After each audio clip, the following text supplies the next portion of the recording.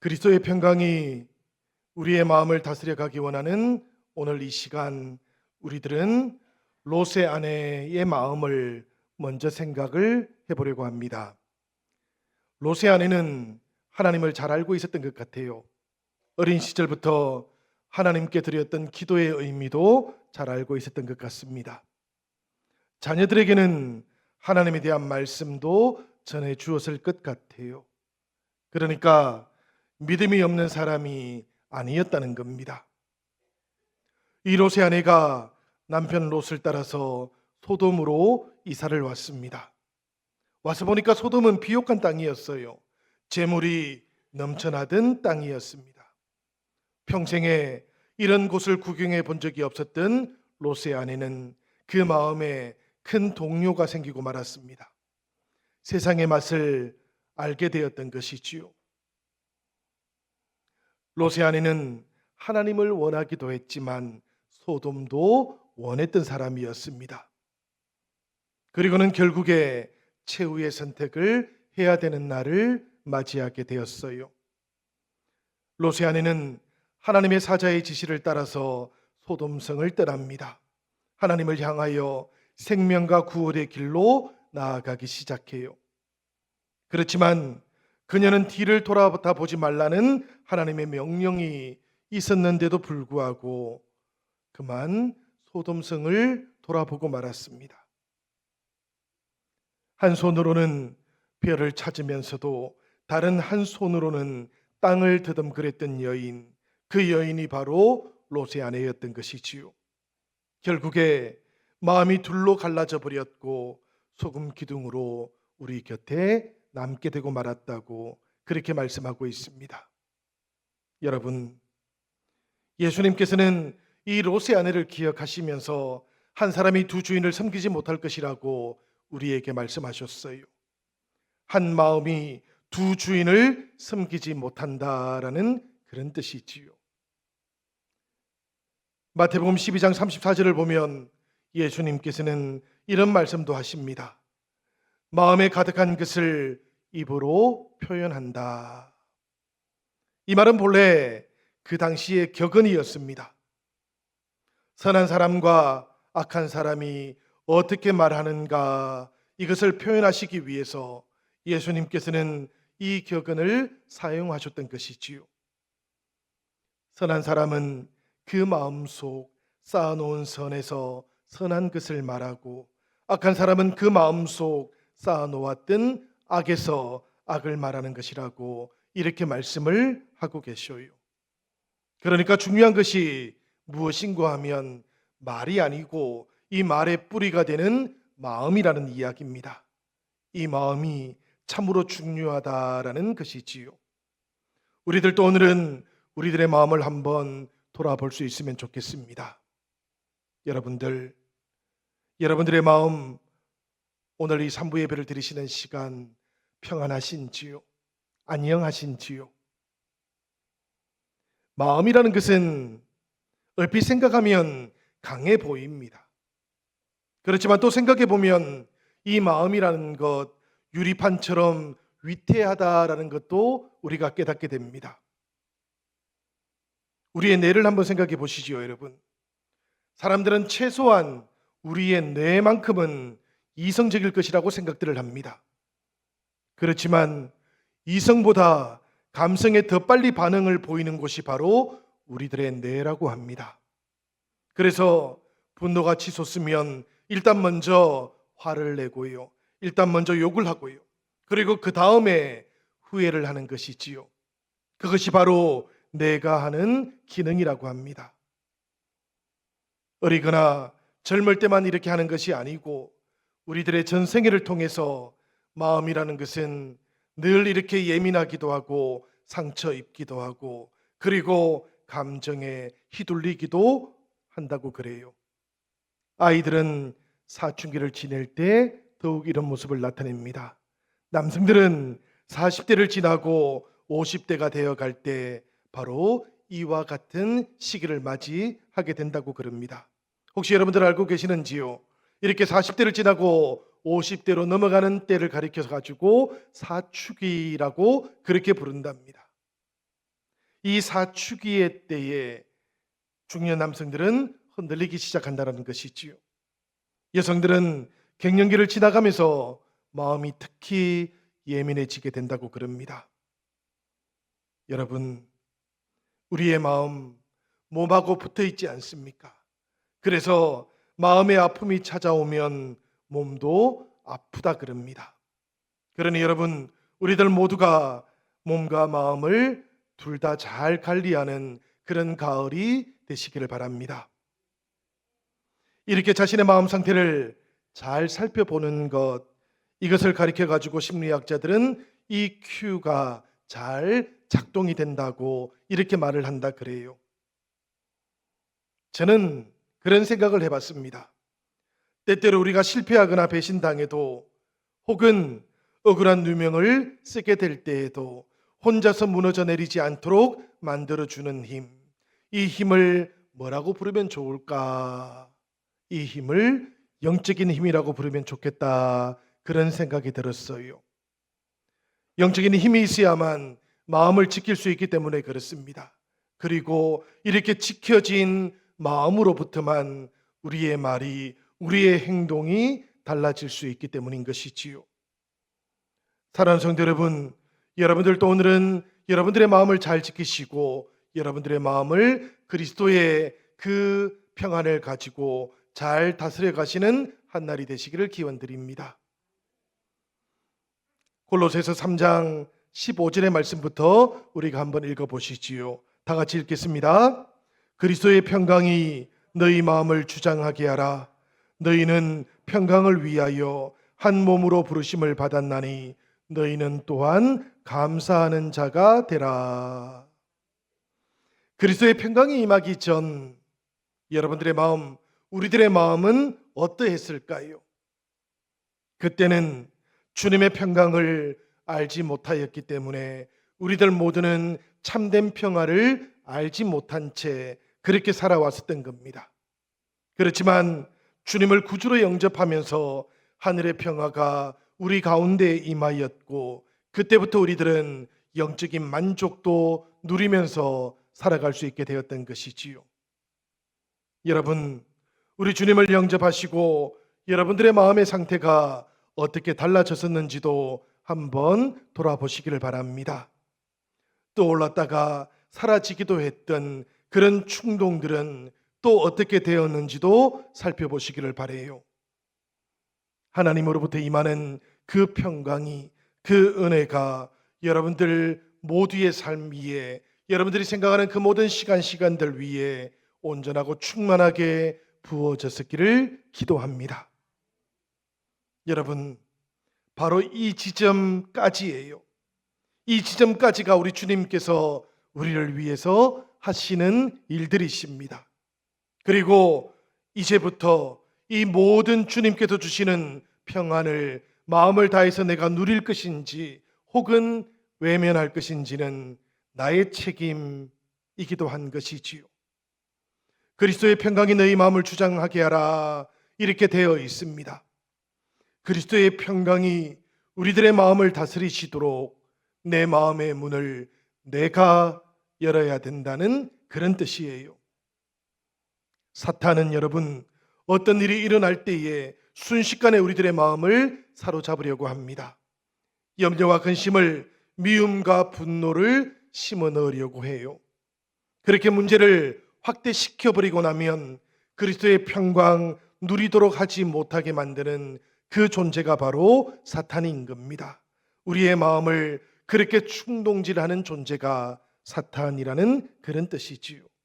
그래서 우리들은 바로 그 순간에 주님의 다스리심을 받아들여야만 하는 것입니다.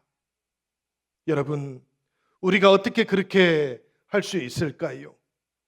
빌립보서 4장 6절과 7절의 말씀 다 같이 읽어보도록 하겠습니다. 아무것도 염려하지 말고 다만 모든 일에 기도와 간구로 너희 구할 것을 감사함으로 하나님께 아뢰라. 그리하면 모든 지각에 뛰어난 하나님의 평강이 그리스도 예수 안에서 너희 마음과 생각을 지키시리라. 이 말씀을 보니까 먼저는 아무것도 염려하지 말라고 하십니다. 이 말씀은 어떤 일이 일어난다 할지라도 염려하지 말라는 그런 뜻이에요. 아무 일도 일어나지 않는 그런 순간들 뿐만 아니라 일상이 위기 앞에 던져지게 되는 그런 때라고 할지라도 말씀은 우리에게 염려하지 말라고 이렇게 권면하고 있는 것이지요. 아무것도라는 이 말 속에 일어날 수 있는 모든 일들이 다 포함이 되어 있다는 그런 뜻입니다. 여러분, 그런 순간이 찾아오더라도 염려를 선택하지 마시고 기도를 선택하시는 성도님들이 되시기를 바랍니다. 염려와 두려움을 붙잡는 대신에 하나님을 붙잡아 보시기를 바랍니다. 그러면 지각에 뛰어나신 하나님, 곧 사람의 헤아림을 뛰어넘으시는 하나님의 평강이 우리들의 마음을 지켜주실 것이고 우리들의 생각도 틀림없이 지켜주실 것입니다. 제가 여러분들에게 한 가지를 여쭤보도록 하겠습니다. 우리들의 인생 가운데 염려가 많아지게 되면 그때의 우리의 기도는 어떻게 될까요? 우리의 기도도 많아질까요? 아니면 적어지게 될까요? 예, 적어지게 됩니다. 기도의 자리를 염려가 채워가 버리기 때문이 그렇지요. 그렇다면 반대로도 한번 여쭈어보겠습니다. 우리의 인생 가운데 기도가 많아지면 그때는 어떻게 될까요? 그때는 염려라는 것이 늘어나게 되겠습니까? 아니면 줄어들게 되겠습니까? 그렇습니다, 여러분. 염려는 줄어들게 되지요. 이 염려의 자리를 기도가 채워가기 때문에 그런 겁니다. 이렇게 기도가 채워가는 동안 우리들의 마음 속에는 그리스도의 평강이 점점 더 채워지고 자리를 잡아가게 되어 있는 겁니다. 여러분, 우리 영혼에도 치유를 위해서는 골든타임이 있는 것 같아요. 사실 우리가 다 알고 있지 않습니까? 우리 몸이 다쳤을 때에는 치료를 위한 골든타임이 대단히 중요합니다. 그런데 우리의 영혼도 때로는 그러하다는 말씀이지요. 우리가 받았던 상처들을 한번 생각을 해보십시오. 상처들 가운데에는 화해되지 못한 채, 용납되지 못한 채 오래되었던 것들도 있을 겁니다. 이런 상처들은 오래되면 오래될수록 해결하기가 어려워져요. 그렇기 때문에 누군가로부터 상처를 입었다면 빨리 상처를 치료해야 되는 겁니다. 상처가 독이 되지 않아야 되기 때문이고요. 쓴뿌리가 우리들 안에 깊이 뿌리 내리지 않도록 해야 되기 때문이지요. 상처를 입었다면 그 입은 상처를 벗어버릴 수 있도록 이 영적인 골든타임을 우리가 잘 지킬 수 있어야 된다는 그런 말씀입니다. 오늘 말씀을 보니까 우리에게 가장 좋은 치유의 방법이 하나 있어요. 바로 기도하는 겁니다. 기도 가운데 상처를 준 사람을 우리는 주님께 맡길 수가 있기 때문이지요. 그리고 기도하는 가운데 상처를 입었던 나의 마음도 우리 주님께 맡길 수가 있기 때문입니다. 그러면 우리 주님의 구원하심과 역사하심이 나타나고 내 마음이 그리스도의 평강으로 다스려지는 것을 체험하실 수 있게 될 겁니다. 두 번째로 여러분, 마음을 잘 다스리고 또 잘 지킬 수 있는 방법이 있어요. 말씀을 보니까 우리가 모두 다 은혜의 공동체 안에 있을 때 이런 놀라운 기적을 경험할 수가 있습니다.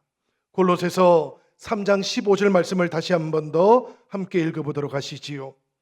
그리스도의 평강이 너희 마음을 주장하게 하라. 너희는 평강을 위하여 한 몸으로 부르심을 받았나니 너희는 또한 감사하는 자가 되라. 너희가 평강을 위하여 한 몸을 받았기 때문에 바로 그 힘의 의지에서 그리스도의 평강이 너희의 마음을 주장하게 하라는 그런 뜻이에요. 여러분, 우리가 좋은 교회 공동체 안에 속해 있다라는 것, 여러분들께서 구역교회 안에 속해 있다라는 것, 때로는 어떤 사역팀에 함께 속해 있기도 하고, 그래서 긍정적이고 따뜻한 비전과 격려의 언어를 해주는 사람들, 그런 사람들 속에 둘러싸여 있다라는 것은 그리스도의 평강이 우리의 마음을 다스릴 수 있도록 해주는 축복의 통로 안에 우리가 있다는 그런 뜻인 겁니다. 그렇기 때문에 여러분, 우리들 곁에 가족이라고 하는 은혜의 공동체가 있는 것이고, 그렇기 때문에 우리들 곁에 이 믿음으로 함께 가족이 된 은혜의 공동체, 교회가 함께하고 있는 겁니다. 가족이라는 것은 여러분, 또 교회라는 것은 여러분, 우리들을 비판하기 위해서 존재하는 곳이 아닙니다. 우리들의 연약함 고쳐주기 위해서 존재하는 것도 아니에요. 가정은, 그리고 교회는 우리들을 격려하고 우리들을 살려주기 위해서 존재하는 것이지요.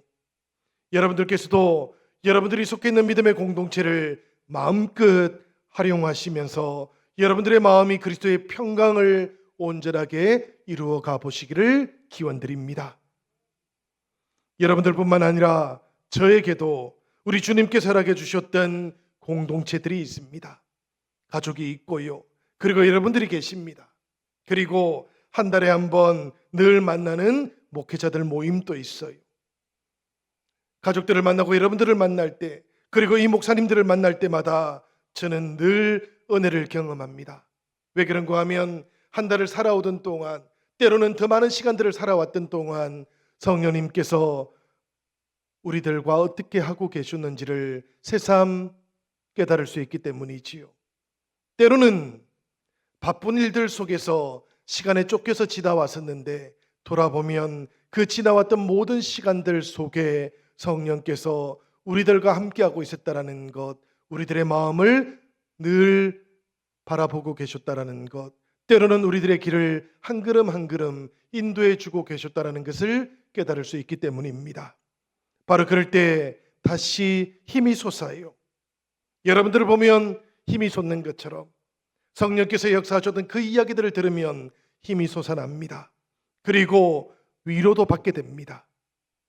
성령께서 마음을 채워가시는 것, 성령께서 채워가시는 이 마음 체험의 역사, 바로 성령 충만한 체험들도 다시 할 수 있게 되는 것이지요.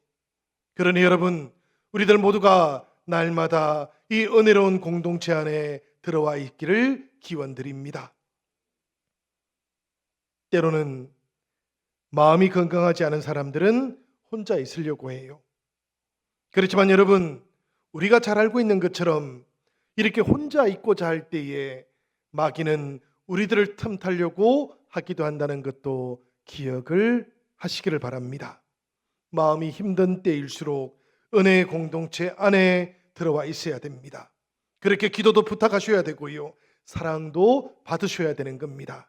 그렇게 사랑을 누리면서 살아가는 동안 그리스도의 평강은 우리들의 마음을 조금씩 변화시키시고 마침내 성령의 충만한 역사 가운데로 우리들을 이끌고 가시는 것이지요.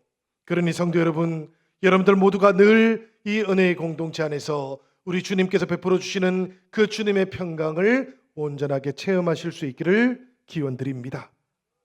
세 번째로는 살펴보니까 마음을 잘 지키고 또 잘 다스리는 방법이 분노를 잘 다스리는 것이에요.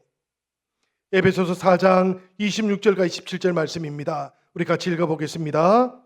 분을 내어도 죄를 짓지 말며 해가 지도록 분을 품지 말고 마귀에게 틈을 주지 말라. 여러분, 이 말씀을 보니까 분을 노가 되도록 만들 때, 그리고 해가 지도록 분을 계속해서 품고 있을 때, 바로 그때 마귀가 틈을 탄다고 이렇게 말씀을 하고 있어요. 사실 여러분, 사람이라고 하는 존재는 분노하고 떨어질래야 떨어질 수 없는 존재인 것 같기는 합니다. 억울한 일을 당하면 우리들 마음속에 분노가 축적되기 때문에 그렇지요. 그렇지만 여러분, 이 분노라고 하는 것이 믿음의 형제 자매들 속에서 그렇게 오고 가고 있으면 하나님께서는 이것을 가볍게 여기지는 않으십니다. 심각하게 여기시는 것이지요.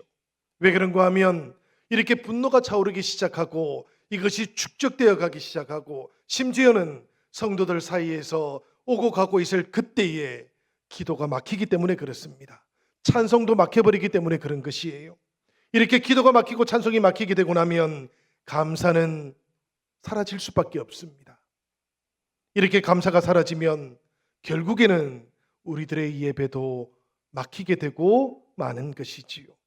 그렇기 때문에 하나님께서는 우리들의 그런 모습들을 살펴봐 주시고 우리들 속에 쌓여 있는 분노도 지워주기 원하시는 분이신 겁니다. 여러분, 주님은 우리에게 이렇게 우리 마음속에 축적되어 가는 분노를 사라지게 해주려고 하시지만 사람들은 어떨까요? 우리들은 어떨까요? 사람들은 자신의 분노에는 그럴 만한 이유가 있다고 이렇게들 말씀합니다. 또 어떤 사람들은 참고 참다가 표현했다고 그렇게 이야기해요. 그러면서 한마디를 덧붙이지요. 그래도 뒤끝은 없어. 사람들의 모습이지만 때로는 우리들의 모습이기도 하지 않습니까? 우리는 오늘 하나님의 말씀을 잘 기억해야만 합니다. 분을 내어도 죄를 짓지 말며 해가 지도록 분을 품지 말라. 이 말씀 속에 분노를 어떻게 다스릴 수 있을까 골든타임이 기록이 되어 있습니다. 분노는 바로 이 말씀 속에 나오고 있는 그 시간 안에서 해결하지 못하면 마귀의 교두부가 될 수밖에 없기 때문이에요. 여러분, 우리에게 분노의 감정이 나타나기 시작한다면 그때는 여러분 우리가 쉼표를 찍을 줄도 알아야 됩니다. 심리학자들은 종종 그렇게 이야기를 해요. 한 20초 정도만 참으면 이런 분노들이 가라앉을 것이라고, 사라지게 되기도 한다고 이렇게 이야기합니다. 여러분들도 한번 해보시기를 바랍니다. 그리고 저는 또 이렇게도 권면을 드리고 싶어요. 이렇게 멈추어져 있는 20분 동안 우리들 모두가 예수님을 생각할 수 있으면 좋겠습니다. 여러분, 예수님께서는 하늘 그 보좌 위에 계셨던 분이셨지만 가장 낮은 곳 우리를 찾아와 주셨던 분이십니다. 이렇게 우리를 찾아오시는 동안 우리 주님께서는 최고의 대우를 내려놓으셨던 것이지요. 이 땅에 오셨을 때 우리 주님께서는 가난하셨고, 우리 주님께서 이 땅으로 찾아오셨을 때 우리 주님은 너무나 평범하셨습니다. 그러다 보니까 힘 있는 사람들은 누구라도 예수님을 주목하지를 않으셨어요. 그런데 그럼에도 불구하고 주님께서는 분노하지 않았습니다. 자신의 모든 권리를 내려놓고 이 땅 가운데 저와 여러분들을 찾아오셨기 때문인 것이지요. 성도 여러분, 우리들도 우리가 분노할 때를 돌아볼 수 있으면 좋겠습니다. 분노할 때에 무엇이 도대체 우리의 마음 중심에 있는 것일까요? 바로 그때 우리의 자존심이 우리의 마음 중심에 자리를 하고 있는 겁니다. 사람들은 종종 이렇게들 생각해요. 최소한 나의 자존심만큼은 대접을 받아야 하지 않겠느냐고. 그렇습니까, 여러분? 집에서는 남편으로, 아내로 대우를 받고 싶고, 자녀들에게는 부모로 대우를 받고 싶고, 교회에서는 나이에 걸맞은 만큼 대접받고 싶은 것, 이것이 사람들의 마음이기는 하지만 그러나 주님의 마음은 이러하지를 않았습니다. 여러분, 베드로전서 2장 19절의 말씀 우리 한번 같이 읽어보시지요. 부당하게 고난을 받아도 하나님을 생각함으로 슬픔을 참으면 이는 아름다우나. 이 말씀을 보면 어떤 생각이 드시는지요? 마음이 힘들 때 우리가 주님을 생각함으로 이 슬픔을 참아내기 시작하면 하나님께서는 바로 이런 마음을, 이것을 우리의 아름다움으로 받아주신다는 그런 말씀이지 않습니까? 여러분, 우리들 모두가 다시 한번 우리 주님을 의지하시고 우리 주님께서 걸어가셨고 나타내셨던 그 모습을 우리의 모습으로 받아들일 수 있으면 좋겠습니다. 분노라는 것, 늘 어둠의 힘으로부터 나오는 것이에요. 그렇기 때문에 이 어둠의 힘을 제어할 수 있는 것은 주님의 영이신 성령밖에 없다는 것도 기억하시기를 바랍니다. 그래서 20초를 잠시 머물러 있는 것뿐만 아니라 그 머물러 있는 시간들 속에서 예수님을 생각하시고 그 예수님께서 우리에게 보내주셨던 성령님을 생각하며 살아가 보시기를 바라요. 그러면 우리들의 마음이 달라지기 시작합니다. 우리들의 마음 속에 그리스도의 평안이 온전하게 나타나기 시작하실 거예요. 마지막으로 우리가 그리스도의 평강으로 마음을 잘 지켜갈 수 있기 위해서 생각해야 하는 것이 하나 있는데요. 우리가 하나님 앞에서 급해지지 말아야 하는 겁니다. 급해지면 지칠 수밖에 없게 되어 있고요. 지치게 되면 결국에는 하나님 앞에서 탈진하게 되어 있기 때문입니다. 우리들은 성경 안에서 탈진했던 한 사람을 알고 있어요. 누굽니까 여러분? 바로 엘리야지요. 엘리야는 850명의 바알과 아세라를 숭배했던 우상 숭배자들을 물리칩니다. 그런데 그 다음에 이 엘리야는 그만 미친 듯이 도망을 치게 되고 말았어요. 이세벨이 온 나라의 현상금을 걸고 엘리야를 죽이려고 했기 때문이었습니다. 이렇게 도망을 쳤던 엘리야, 하나님을 향해서 외치기 시작합니다. 하나님, 이제는 선지자 되는 것을 그만하겠습니다. 이제는 차라리 죽는 것이 더 낫겠습니다. 엘리야가 이렇게 외쳤을 때 하나님께서는 어떻게 하셨을까요? 하나님께서는 어떤 대답도 하지를 않으셨어요. 그리고는 상태가 좋지 않았던 엘리야를 그냥 먹이셨습니다. 그 다음에는 재우셨고요. 자다가 또 깨어나면 또 먹이셨고, 그리고 나면 또 재우십니다. 하나님께서 이렇게 며칠 동안을 하셨는가 하면 40일을 이렇게 하셨다 그래요. 하나님께서 40일 동안 엘리야를 그렇게 보호해 주셨던 것이기도 하지만 40일 동안 어떤 결정도 하지 않도록 그렇게 보호해 주고 계셨던 것이기도 하지요. 이렇게 40일이 지나고 난 다음에야 하나님께서는 엘리야와 함께 시내산으로 올라가십니다. 그리고 엘리야는 하나님의 세미한 음성을 듣게 되었지요. 여러분, 이 세미한 음성을 듣고 내렸던 결정과 이 엘리야가 상태가 좋지 않았을 때 내렸던 결정을 한번 비교해 보시기를 바랍니다. 너무나 다른 결정을 하고 있는 엘리야를 우리가 발견하게 돼요. 여러분들도 마음의 상태가 좋지 않을 때는 중요한 것들은 결정하지 않으시기를 바랍니다. 홧김에 무엇인가를 결정하지도 않으시기를 바라요.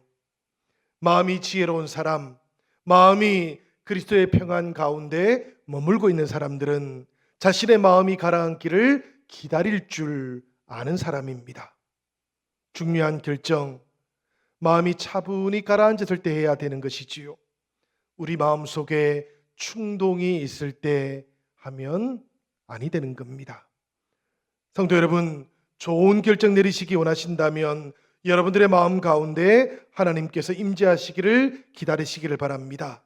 그렇게 기다리시면서 영혼의 숨 고르기도 해보시기를 바라요. 그러는 동안 우리들도 엘리야처럼 하나님의 세미한 음성을 들으실 수 있기 때문입니다. 이제 우리들 가을을 맞이했습니다. 우리 주님의 평안 속에서 마음을 다시 한번 잘 지켜가시는 영신의 모든 가족들이 되시기를 기원드립니다. 그리고 은혜로운 공동체 안에서 한 몸으로 부르심을 받았던 이 공동체 안에서 더욱더 하나님을 향하여 우리의 마음을 새롭게 하며 감사함도 발견해 보시기를 바랍니다. 여러분, 이제 한 달 정도가 지나면 우리가 추수감사절을 맞이하게 되지 않겠습니까?